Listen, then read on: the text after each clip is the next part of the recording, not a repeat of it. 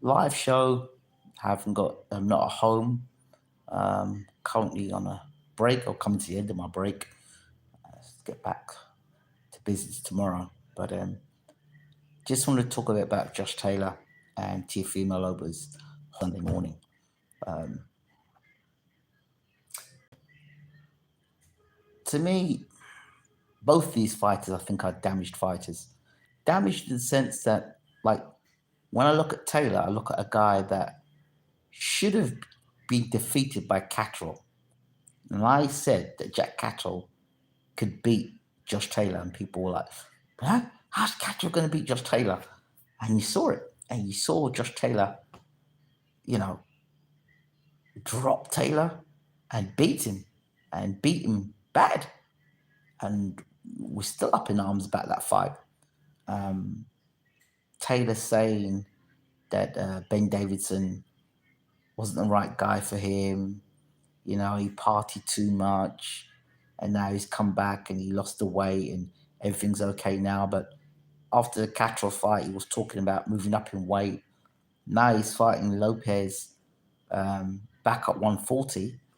So he talks about Lopez being a bit deluded, but he himself's a bit contradictory because I thought, it was because of the weight, being weight drained and he's weak at 140. That's why he struggled against Catterall, and that's why I wanted to move up 147. It seemed pretty legitimate, but now you're back fighting at 140 again. So what's all that about? And then you've had the injuries that Josh Taylor has sustained, um, and the long layoff. Obviously now he's back now, going to fight against Teofimo Lopez. As for Teofimo Lopez made a comment. He went at the end of the fight, "Have I still got it?" And a lot of people didn't understand quite what was going on at the time. And as he looked over the ropes, he was trying to reach out to his child. And there were people saying, no, you can't touch him. You can't touch your child. And I'm like, what's all that about? I thought, that's a bit harsh of Top Rank. Come to realize that at the time, he was going for a divorce with his wife. And his wife wasn't letting him see the child. And for me, the night he beat Lomachenko, that's the best Teofimo Lopez has looked. Apart from, of course, when he knocked out Conley and he was on the way to becoming the undisputed champion.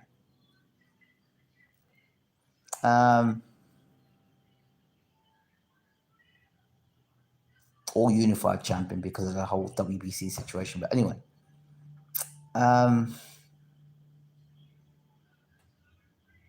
but I knew that Kambosos was going to beat him. I just felt that he was extra braggadocious. Once he became champion, he became extra braggadocious. And now looking back at it, I knew that Kambosos was going to beat him. I didn't feel that he was going to be as focused as he should be for the fight. Now, come to think of it, if he was going for that divorce just wouldn't have happened. He would have been having problems at home before the divorce. And when a man is going through difficulties, regardless who that man is and how mentally tough that guy is, if the woman has been there and be at his side and has been... So the story I hear is that he got with his flight attendant. He didn't know much about her, had a child with her, and then, now she's fighting for divorce and taking half his money with him. So, I don't know how much in love Lopez was with this girl. I don't know where Pops was in all this. Did Pops advise him to get with her? Did Pops advise him not to get with her? He says that Pops is full of wisdom, maybe in boxing terms, but I don't know about what advice he's giving Lopez personally. And people say, why are you talking about the personal things of Lopez's life? Because they're key. Because since that fight he had against Lomachenko, he's not been the same fighter. He's not been the same focused fighter. So even now when he's getting on the scales, like before he even got on the scales, he's talking some stuff about, he's a leader and, you talk about kids on one hand, he's a role model for kids. But on the other hand, he's the Turan. He wants to catch a body. He wants to kill Taylor. So, and then Taylor saying he's going to F him up. Between the two of them, they both seem not quite right. The both of them don't seem right. Teofimo has been braggadocious, but I think that you become more braggadocious when you've got personal issues. And when you've got the crowd around you, you've got people around you, and you're the center of attention, that kind of takes your mind off what's really going on. Has he trained the best he possibly can? I don't know. Some people, when their back is against the wall, they train extra hard and they are motivated and they are like, you know what? I need to win this fight. I've got to win this fight because if I don't win this fight, I'm going to be out on my ass. And that extra drive may get the best out of Teofimo Lopez. Or he could be mentally weak. He'd be one of those guys that, spends half the time in the gym, crying about the fact that, his girlfriend or his wife is divorcing him. And that's pretty devastating. If you've built your mindset around woman and woman means everything to you, and then you got your child, and then you're not seeing your child, and the woman's divorcing you. I don't know. Maybe she couldn't. Maybe she couldn't handle being taken over. Maybe she couldn't handle a takeover, and now he's been taken over by his missus, and that's not good. That's not good. That's really not good. So he's got all that, and then he's got to fight the top guy in 140 pounds. The one thing I think that kind of works in his favor is that his last fight he had was against that Spanish dude. Can't remember, it's Martin, I think his name is Sander Martin, and he sort of boxes like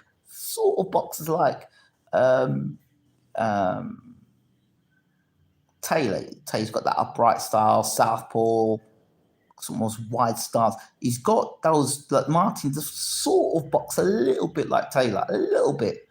No, but he's got a good chin. Martin comes to fight, doesn't throw as many punches as Taylor, but still, it's a good fight for a Lopez. He got dropped in that fight, he got off the canvas, and he got the win in the end. It wasn't that impressive, but it was good considering the guy beat Mikey Garcia. It's a good win. I mean, it was a competitive fight in what Lopez. It was what he needed.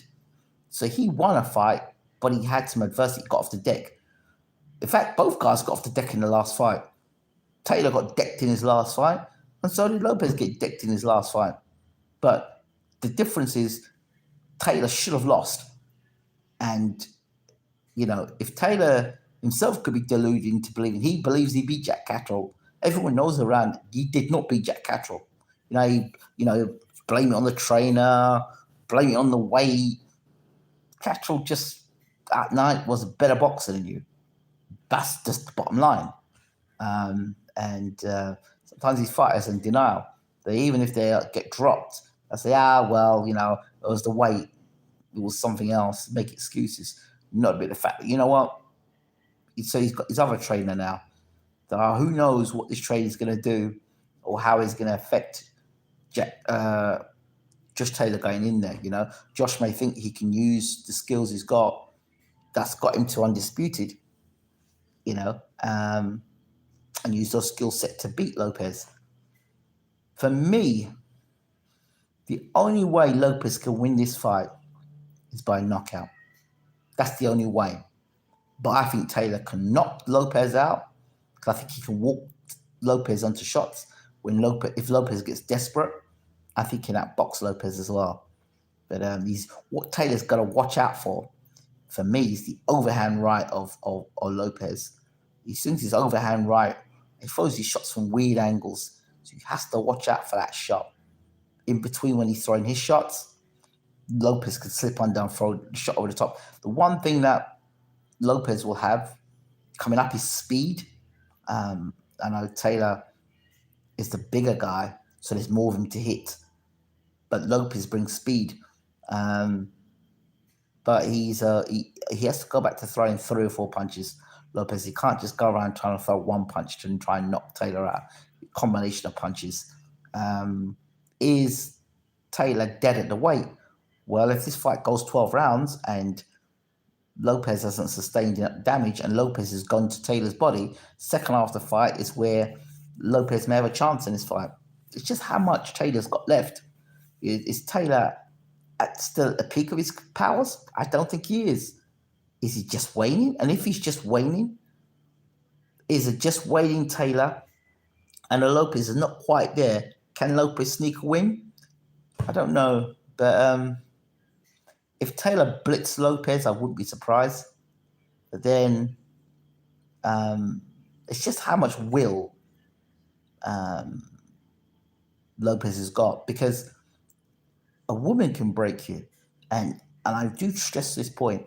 A woman can break you, or it can make you, in the sense that if that woman has broken Lopez's heart, yeah, and I've got to go there. If that woman's broken Lopez's heart, when he's around the crowd and around people, when he has to talk about himself, he has to talk about himself even greater. He has to say all these things like, "Oh, I'm fantastic. I'm great. I'm wonderful. I'm superb." Because probably the conversations him and his ex-missus have been having have been so toxic and so destructive. And I'm not saying that the woman's at fault. I'm not saying Lopez is at fault. I'm just saying that in between those destructive conversations, it's obviously toxic because there's a divorce going on, and who initiated divorce, I don't know, but I know that she's divorcing him, so I guess she initiated the divorce. But inside those conversations could be going on when he's preparing for a fight, and you've got to, when if the woman you love is telling you you're a piece of work and you're useless and you talk too much and you're too big-headed, and she's just ripping you to shreds about who you are as a man and doesn't care about your boxing career and just wants to take half your money from you, you just don't know how much that gets into a man's psyche. So while that's going into the man's psyche, he now has to turn around and big himself up.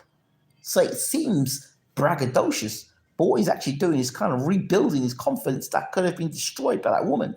So what we may see on the external is really Lopez having to go over and above what he would normally say about himself because of what's going on, to deal with the damage that's been going on in his personal life and to keep it professional. That's what I think. I could be completely wrong there, but I think that will play its part, will play its role. I didn't like what I saw in the scales from Lopez, because he looked tight at the weight. The fact that he was weighing in and he was weighing in and he had to take his shorts off. To me, that's not cool. When you look at Taylor when he was on the scales, you look great on the scales. But because you look great on the scales, you might just be a shell of yourself at 140. Was it Ben Davidson that made him look Taylor look so bad? Was it really the weight? Was there other issues going on outside? We'll soon find out, because we'll know if the Jack Catterall fight took something out of Taylor. One, because you look at Taylor, he's gone back to back to back to back top fights. No easy way out for Josh Taylor. He's gone in against the best back to back to back. So those fights, they do take something out of you, in the hard training camps as well.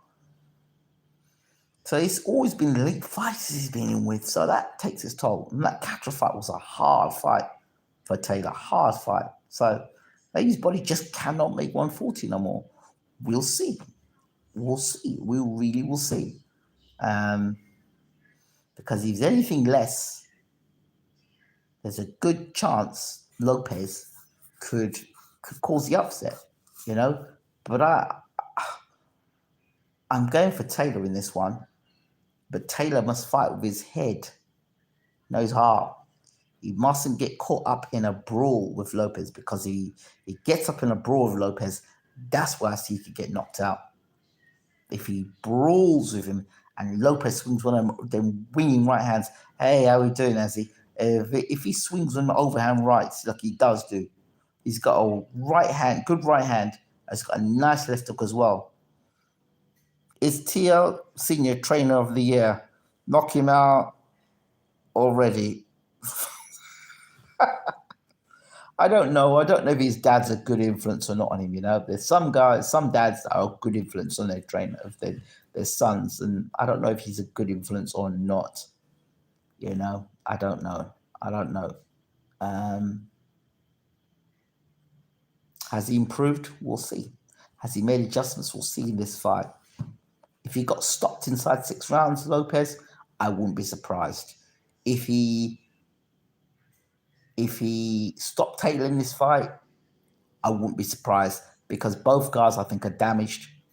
Both guys I'm not truly impressed with anymore.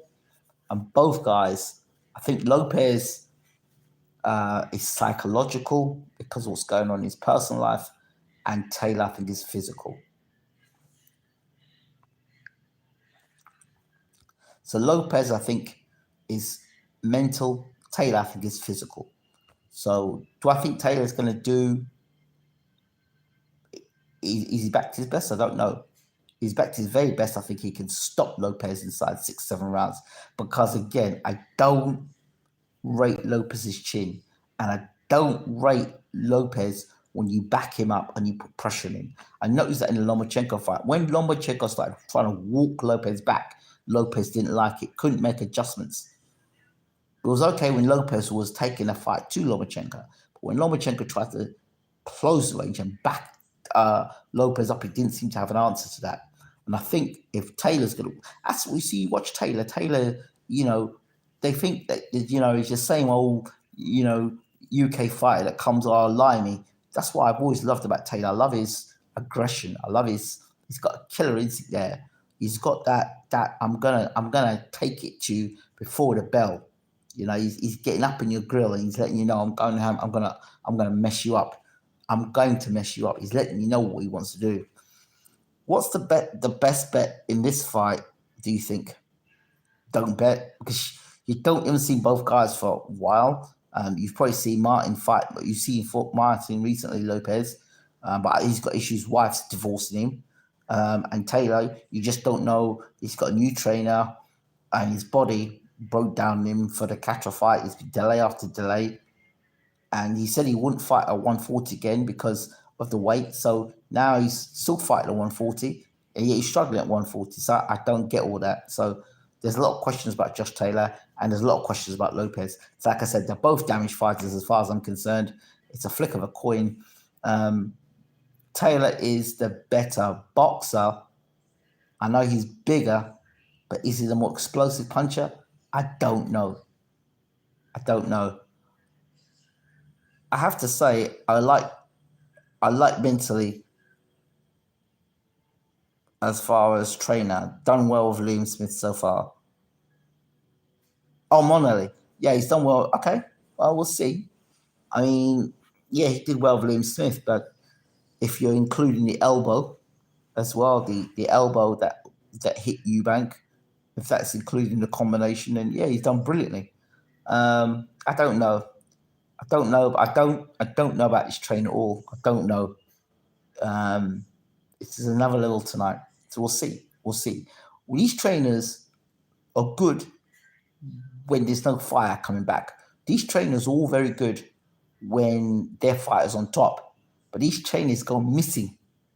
Many times go missing in Vegas and places around the world. They go missing when it starts getting hot in the kitchen. These guys go missing. Many times you look for a British trainer when they're out in the States and their fight is getting cooked nicely in the oven and the trainer just disappears. The name just disappears. And with it, the fight is getting beaten up and they have no plan B. So we'll see what this geezer can do. If he starts getting on top for Taylor to win this fight, he's got to push Lopez back. He's got to take the center of the ring and push Lopez back. He can't afford the takeover to get onto the front foot. Taylor can back Lopez up. He can win the fight. But if he allows Lopez to get on the front foot and he allows Lopez, it's that overhand right I'm concerned with.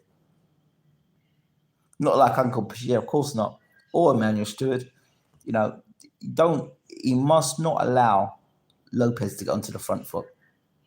And Lopez can afford to box off the back foot because he can't box off the back foot and he doesn't like pressure. He's one of these guys that does not like it put on him. You got to stick it on Lopez. He does not like it. He's very comfortable. In the Lomachenko fight, Lomachenko was smaller. Taylor's a big welterweight, so he's going to look to put it on Lopez. I'm telling you now, Lopez doesn't like it when you stick it on him. He's not one of them guys like it. He's one of them guys that needs time to think and come forward and take time and throw punch. But he's got the two punches that Taylor must be careful of in this fight. And the two punches that Taylor will be vulnerable to is that leaping left hook that Lopez has got, and the overhand right when Taylor's throwing his shots in between the middle of the shot. Those are two shots that I'm very concerned about for Taylor. And then we'll see how much Taylor's got left in terms of durability. I think Lopez is a more explosive one punch hitter than Catterall. That's what I think. But we'll see. In Sunday morning, all questions will be answered. Anyway, hope you enjoyed this little video I've done here. And don't forget to rate, subscribe, share, leave your comments in the comment section. What are your thoughts and who do you think is going to win the big fight Sunday morning? Take care.